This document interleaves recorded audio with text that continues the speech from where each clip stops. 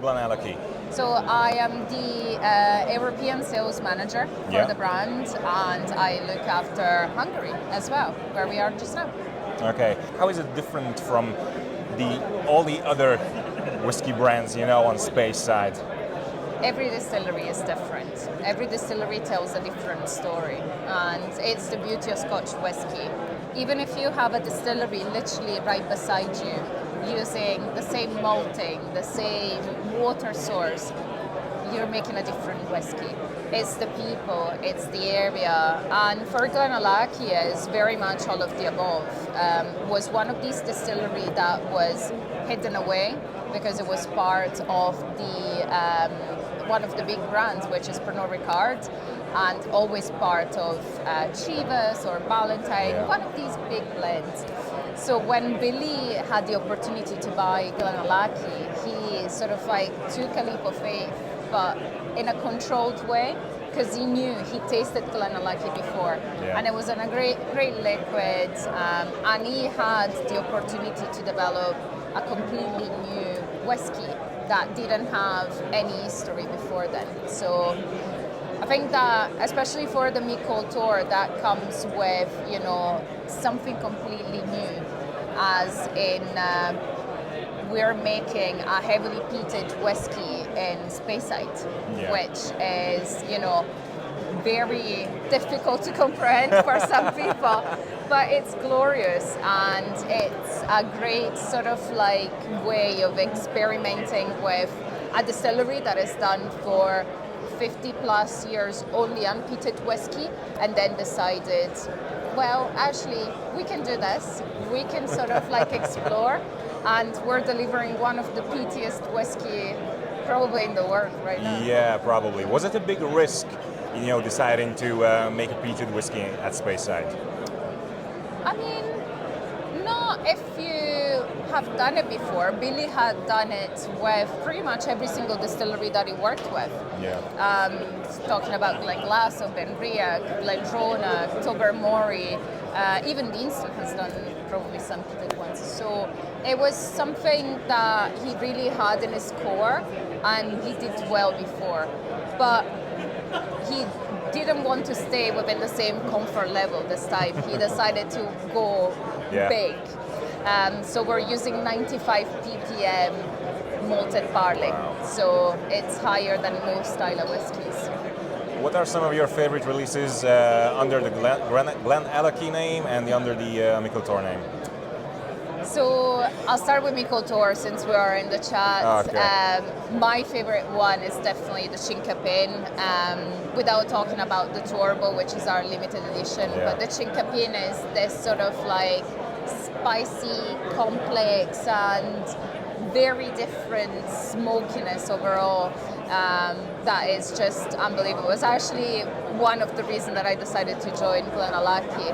And for GlenAllachie, we have a lot of different releases.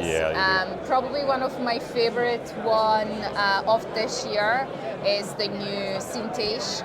It's called Syntage Part 2, and it's a Scottish oak and Oloroso cask double maturation, which is glorious. And in terms of like the traditional, it's definitely the 12 years old GlenAllachie. Yeah, that's a classic, honestly. Best whiskey in the world just now, so you can't go wrong with that. And what would you recommend? What should we taste now? I mean, I always ask what you're in the mood for. And I would say if you like something a bit richer, definitely try the Syntage Part 2. If you want something fresher, we have a beautiful 10 years old Spanish oak that is beautiful, a bit fresher, fruitier.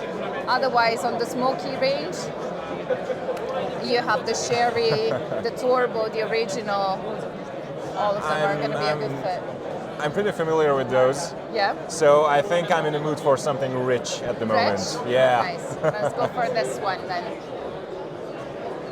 So this is the one that I was talking about. Is 2015, 9 years old, and double maturation in Oloroso and Scottish oak casks. Scottish oaks are really hard to come by because you can only get Scottish oak once the tree has fallen, meaning that it's, very rare. Obviously, we get lots of storms in Scotland, but it's a tree that brings a lot of sweetness, quite a bit of depth, and sort of like an intense sweet note.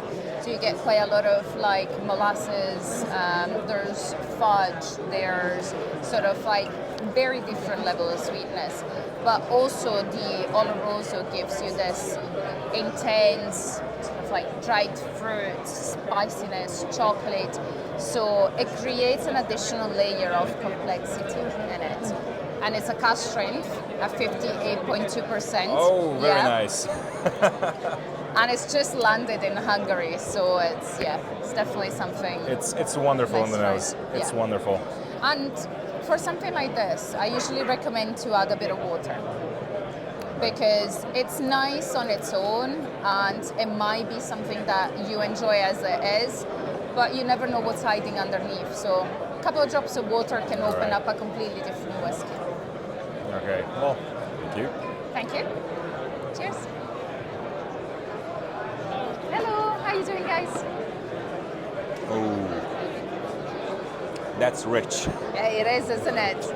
Wow, That's why I said, absolutely wonderful. couple of drops, even not that much, but you can sort of like start seeing the level of oiliness, honey, and even freshness that is typical of GlenAllachie. Oxygen does a great deal of work, especially because we use a lot of Oloroso wine casks, and all of these wines, they definitely benefit from a little bit of oxidation. So that's what happens there.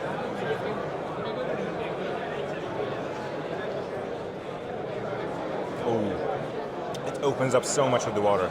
It does, doesn't it? Wow. Wow, I'm definitely going to buy that one. Wow. There you go. Thank you.